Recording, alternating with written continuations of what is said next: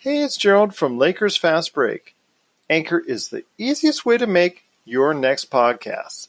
It's absolutely free, and their creation tools will allow you to record and edit your show right from your phone or your home computer. Anchor will then distribute your podcast for you so it can be heard on great podcast outlets like Spotify, Apple Podcasts, Radio Public, Google Podcasts, and many more. You can even make money from your podcast with no minimum listenership. It's everything you need to make a podcast all in one place. So download the free Anchor app today or go to anchor.fm to get started on your next podcast.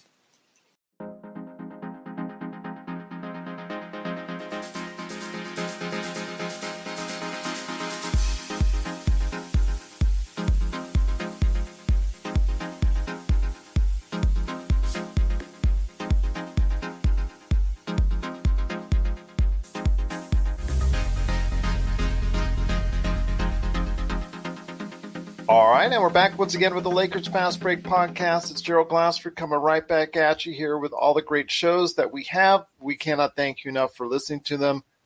Well, the NBA draft talk continues, and it's just been a great pleasure having all these great NBA draft conversations. But I had to get on this next guest because their deep insight on their site, draftsite.com, is so crucial and vital to NBA fans out there if they want to get the insight on the NBA draft. It is draftsite.com. And here with me today is Stone Hansen. And Stone, I cannot thank you enough for stopping by the program. Yeah, thank you for having me on. I really appreciate it. I do want to thank you again for wearing the great and outstanding Los Angeles Lakers t-shirt right there for you that you got on. So I do appreciate that. And I know our fans listening to the show that are Lakers supporters will as well. Oh, no problem. I was saying I have a lot of them, so there's a good chance you'll find me in one. There you go. Same here. I've got quite a few on the rack, waiting and hoping, as you are, I know, for the NBA season. Hopefully we'll return, maybe giving the Lakers a possibility at another NBA championship. I'm definitely looking forward to that opportunity as well. Yeah, definitely. Hopefully we could come back soon. Hopefully that will mean better signs for us as a society getting over this coronavirus and all that. But something that will have to take place at some point in the year is the NBA draft. And I wanted to ask you your thoughts. When you go to draftsite.com and you go to the NBA mock drafts, the first name you see is James Wiseman. And that's the first thing I wanted to ask you. Yes, it is Golden State, and that would probably be their first area of need, but when it comes to James Wiseman, you guys are really high on the site on James Wiseman's ability. Tell us in detail about what brings James Wiseman all the way to the top or at near the top, and what he really brings outside of just being 7'1". And, there's so much more to his dynamic than, just the fact that he has some great size. Yeah, so the way I actually do my mock drafts is based on where I think players will go, not where players I would draft personally. So I'm actually relatively low on Wiseman compared to a lot of mainstream people, but he does have great size, like you mentioned, massive, like 7'5" wingspan. A lot of people are really high on his two-way ability as possibly a shooter, something that every team wants nowadays is a stretch big, and he certainly provides that. He has some weaknesses, though, for sure.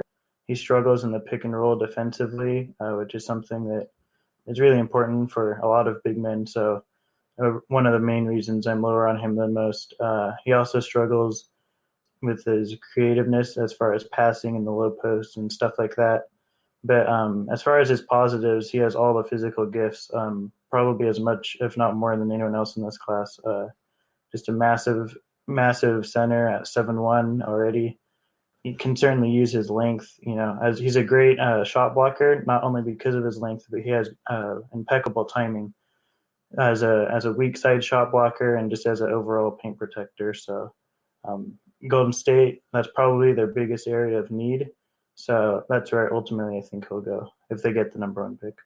If they get the number one pick and they decide to keep him, because he could be a valuable asset in a trade to maybe get some more experience or beef up that roster, because as you and I both know, Golden State is ready to load up once again for an NBA championship for next season down the road.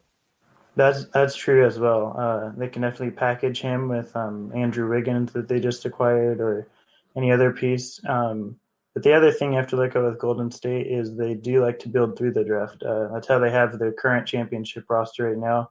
So we know the general manager, Bob Myers, likes to look towards the future and, don't sacrifice everything necessarily, but it's definitely an option on the table with this class. I agree with you on that. That's a fine assessment right there. And there's so many players right now. There's no definitive number one, I think is probably what I'm gathering from all the websites, including your site at draftsite.com, is that there's no definitive number one. I mean, Anthony Edwards from Georgia, he is someone that a lot of people are high on. LaMelo Ball, obviously, with the court vision that he's been able to go ahead and showcase, that's something that has appealed to a lot of individual teams.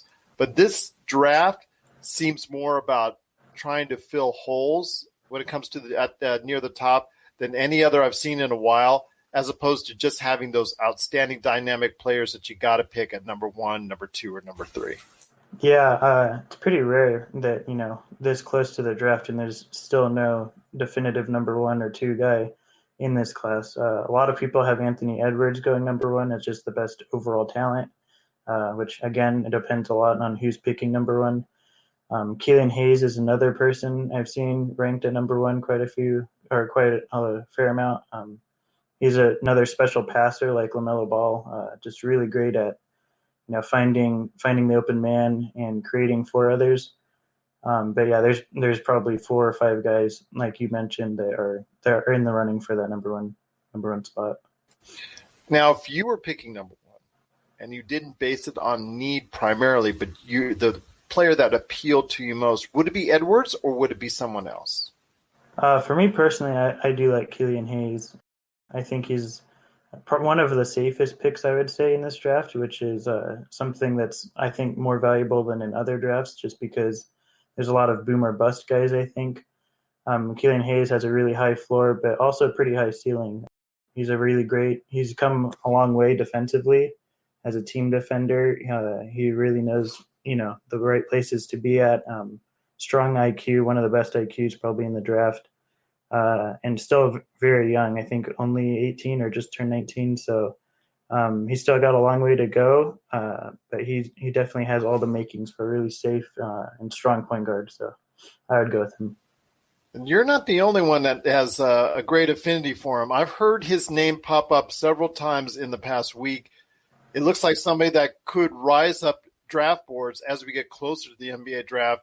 And like you said, you can't teach the long arms for his position, and the skill set that he has is very appealing to any of the team that's picking at or near the top of the NBA draft this season.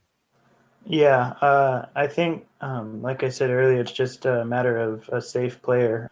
Anthony Edwards, James Wiseman, they both have very high ceilings, but they also have, I think, kind of a low floor in terms of just being an overall winning player. A lot of times both of those guys can be a bit selfish at times, just, stat padding a little bit more than other guys, or maybe having not as high as an IQ as an Keelan Hayes. I think just overall he provides a lot to a winning basketball culture, and I think that's what a lot of teams are going to be looking for when draft time rolls around. Well, I'll tell you what, that's some deep insight right there for you. Once again, I'm talking to Stone Hansen from DraftSite.com. You got to go ahead and take a look at all the great stuff that they're producing right there at DraftSite.com. They've got, obviously, from every major sports background, they've got detailed lists for if you're interested in the NBA, NFL, what have you. But the NBA mock draft and the NBA insight that they're providing at DraftSite.com is truly great. So you got to check it out today at DraftSite.com. Stone, I know that the intrigue with a lot of NBA junkies and NBA fans like myself are when we go ahead and not just look at who's coming up at the top of the draft, but maybe the lottery or who on the back end can be that sleeper, that's someone that is going to break out of the pack that's on the back end of the draft or in the middle of the draft. Is there anyone that you're keeping an extra eye on that you think, you know what, he's a little bit lower on people's lists right now, but he could be that player that breaks out of the pack and becomes in 2-3 years down the line someone that a lot of teams will regret? Yeah, so the number one guy that stands out for me in that area is a guy named Leandro Balmero, Argentinian guard slash wing. One of the best self creators in this class, really great at finding his own shot, a great shooter from off the dribble. Offensively, he looks a lot like Manu Ginobili in that sense, just really crafty, creative guard slash wing. Can really, no really weakness in that area offensively. Defensively, he's held his own in the EuroLeague, but obviously it's a different level of athleticism over there. So it's yet to be seen how he'll translate over into the NBA. But I definitely have my eye on him. I spent a lot yesterday watching footage on him. Well, that's some great comparisons. I have heard those comparisons when it comes to him. And Leandro is someone I think you're right is going to sneak up some draft boards. So right now he's a little bit lower, late lottery, end of the first round. I have a feeling there's going to be a lot of draft buzz behind him, and he may not be such a lower pick when all is said and done and the NBA draft comes around. I have that feeling. Yeah, he could definitely be one of those sleeper guys that falls late, but he's got a game that I think will attract a lot of front offices in the NBA. So he'll rise, I think, as we get closer and closer. We're signaling the ref for a quick timeout, but we'll be back with more of the Lakers Fast Break podcast. Check out what's been going on with the Pop Culture Cosmos Show and the PCC Multiverse. I see the potential for basically like another Netflix kind of paradigm shift where here comes this other major player. They have a ton of resources. Apple could change the way that entertainment is consumed. They say it's the only time this year that you'll have stars from each brand battling each other, and we know it's not going to be the case, but they like to say that, and more power to them, I guess. Well, it's a big first step, bringing all those superheroes together. There were definitely some parts of the movie that I really enjoyed, and then there were some parts that I thought just kind of fell short of expectation. Part of it has to be something to do with how it's being promoted, and this is a thing where audiences do not agree with critics. That's the Pop Culture Cosmos Show. And the PCC Multiverse, every week on Apple Podcasts. And over a dozen of your favorite streaming and podcasting options. Now, on this draft as a whole, what are your thoughts on it? I mean, I've heard mixed reviews. Some would say that it doesn't have the star power, but it has a lot of depth. Some say it's a weaker draft. There's been a couple that said it's been one of the stronger drafts right now just because of who's in it at this point in time before anybody pulls back and says, you know what, I'm not going to be able to do it, or I don't like where I'm standing. At this point, what kind of feel do you have for this draft as far as it being a good one or being something that maybe not a lot of teams can prosper off of in the end? So I'm actually in the camp of this being kind of more of a weaker draft. I think it's definitely got a lot of star potential with a couple of the players on top, like Wiseman or Anthony Edwards, Cole Anthony, players like that. But I think they also have, like I mentioned earlier, just a lower floor. Not a lot of real winning basketball players, I would say. A lot of high stats guys, but not necessarily indicative of their actual production in reference to their winning ability. I think it goes a bit deep. I would say maybe into the early 20s or so. You could still find rotation players that can help you. But once you get into the second round, I think it really starts to thin out a bit. And so there's really not that depth in the second round that you have been seeing for the past couple of years, because there's been some good finds in recent past with second rounders. Players have been able to contribute. Players have been able to find their way in the league. You don't see that as much right now at this point for this year's draft. Yeah, I think once you get to the second round, it's going to be pretty difficult to find players that are really going to help you, especially immediately. There's some raw players out there, maybe like a Zeke Naji or someone like that can, over time develop a bit that you have higher hopes for. But I think that you're going to have a lot of trouble finding players that can help you. There's a lot of bigs out there late, but I think they're more of just rim runners that are easily replaceable that you can get elsewhere. And that's one of the things I wanted to ask you is, you and I both know that even if the season gets canceled, which of course you and I both hope that doesn't happen because of where the Lakers are right now, and the Lakers most likely, despite what my friend Laker Tom from LakerHolics.net says, that everybody should get a chance in the lottery, and everybody, all 30 teams should go ahead and be able to have a chance to get the number one pick. I don't think that will happen. I think the Lakers will most likely, based off their record, be at the tail end of that first round. And they have to at least make the pick. Mind you, they might trade it again, but they at least have to make the pick. And let's assume, just for the sake of assuming, that they're going to keep the pick the way they have with THT, Taylor Horton Tucker, so far. What do you think that they would be looking for? Are there a specific set of players you think they might be interested in that far into the draft? I think at that point, obviously, they have target players, maybe another ball handler next to LeBron, another center possibly, because Dwight and JaVale will both be free agents, so they could have an opening there. It may be best player available for them, but we'll see. I think they should prioritize ball handling. I think that's probably been their major weakness outside of LeBron this year, but we'll see what happens with that. Do you see anyone there being effective enough to have any type of impact on next year's roster? Yeah, so the player I actually like a lot for them is Trey Jones out of Duke. He's a real savvy, crafty point guard. He's just pretty mature for his age. Defensively is really great team defender, can switch a little bit between guard positions, really strong passer. Shooting's the biggest issue for him, but I think outside of that, he fits exactly what the Lakers would need or want. And that's something that a lot of teams desire, is the shooting, and having that 3-and-D mentality and 3-and-D capability. I know that's something that a lot of teams look for, period. And I know the Lakers, as you and I both know, that's one of the glaring needs on their roster as well. When you look at this year's NBA draft lineup, I mean, shooting is, to me, at a premium. I don't see many outstanding shooters that can be there right away, or at least within the first 2-3 seasons per se. For some of them, it's going to have to be work and development, and then over time they'll go ahead and get it. At this point in time, is there anyone that sticks out as possible, shooters that not necessarily the Lakers, but any team could be interested in, because shooting is at such a premium right now, and I just don't see a lot of great shooters coming out right now from the draft. Yeah, so I think the best shooter in this class actually may be in the Lakers' range, a guy named Aaron Naismith out of Vanderbilt. He's just an absolute sniper from three-point range. The only issue with him is that he doesn't really provide a whole lot more outside of that.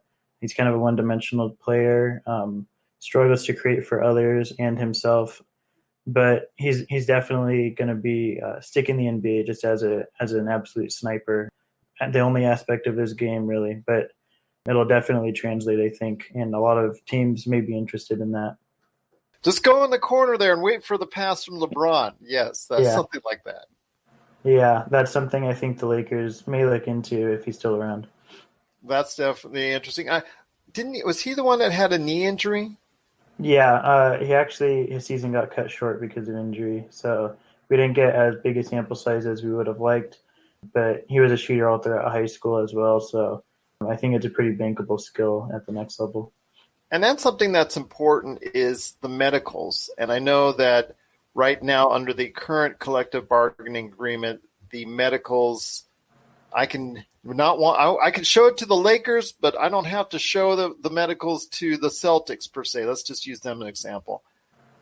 I don't think that's really fair, but until another collective bargaining agreement takes place, medicals are still going to be an issue going forward.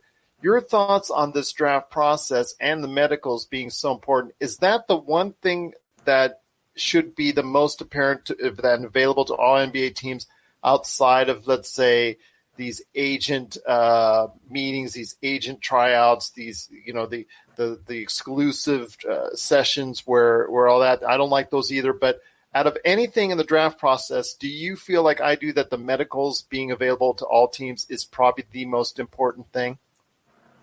I definitely feel like it's an important aspect of it. I'm not sure I'd say it's the most important. I haven't really thought it out, to be honest with you. But I do think it's important that every team should receive a medical if it's requested upon. I don't think players in their camps should be able to withhold that information because they're just trying to get to whatever team they like most. You saw it with Michael Porter Jr. a couple of years ago. He didn't release it to a few teams, and he actually ended up falling because of it, all the way down to 15. He should have gone top 8, 7, according to a lot of people. So I think you'll see medical information like that affect players in a negative way if they continue to withhold it. And obviously, each spot you go down, you lose a bit more and more money. So I think medical is becoming in a necessary thing to every team, should be a requirement, but I'm not sure I see it happening just because so many players like to negotiate kind of where they can go. This is true. It's a players' league, and will continue to be so for quite some time. It's just been great talking to you so far, Stone. And I know I really want you to come back on the show when it's convenient for you. But one last thing before we head on out, and that is your site, draftsite.com.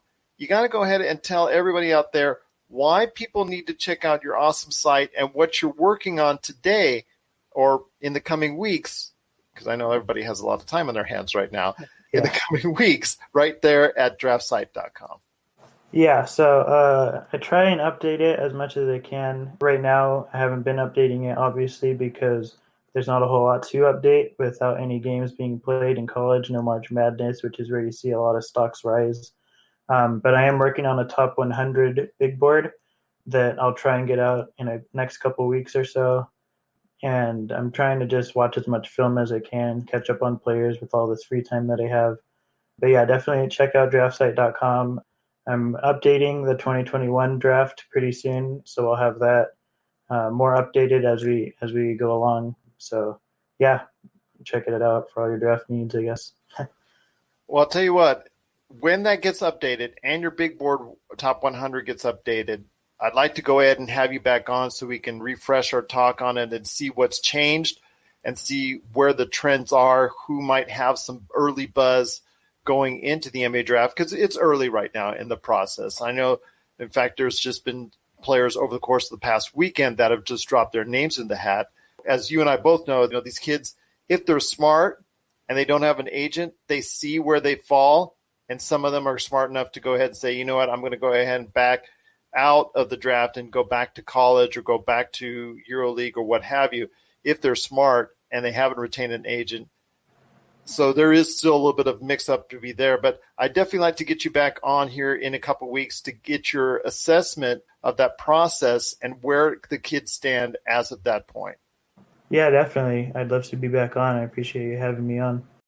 Appreciate having you on. As a fellow Lakers fan, per se, it's always great to have you on. And, definitely looking forward to the next time we speak, your deep insight.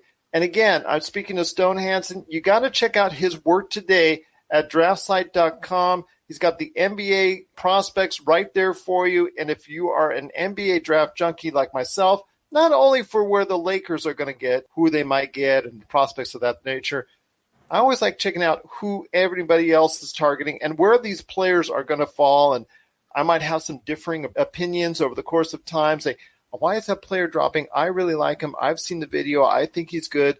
Or I think that guy's overrated or whatnot. Those opinions start formulating, and I love to have those and share those opinions with you down the line as well. So I'm looking forward to it. Indeed, our conversations again, and I cannot thank you enough for spending the time with me on today's program. Any last thoughts on the way out? Just hopefully we get the NBA back. That's kind of my biggest hope. But I do appreciate you having me on, and I look forward to being back again if you have me. Absolutely. I would love to have you back on. In fact, what we will do also as well, we will talk about the NBA season, if that happens, what could happen, how that could take place. A lot of people are talking about right here in Vegas where I'm at, that it could be all in one party type deal. And we'll see if that happens. But we'll talk about different scenarios in the NBA also as well when you come back, because it's just so great having you on. And I look forward to our next conversation right here on the Lakers Fast Break podcast, if you'll allow me to do so. Yeah, absolutely. I appreciate it. Thank you. Thank you again. Appreciate it. Stone Hansen from draftsite.com. You got to go ahead and check out all the great work that he's doing today at draftsite.com. It's just been a pleasure talking to Stone. Cannot thank you enough for being here. right here at the Lakers Fast Break Podcast.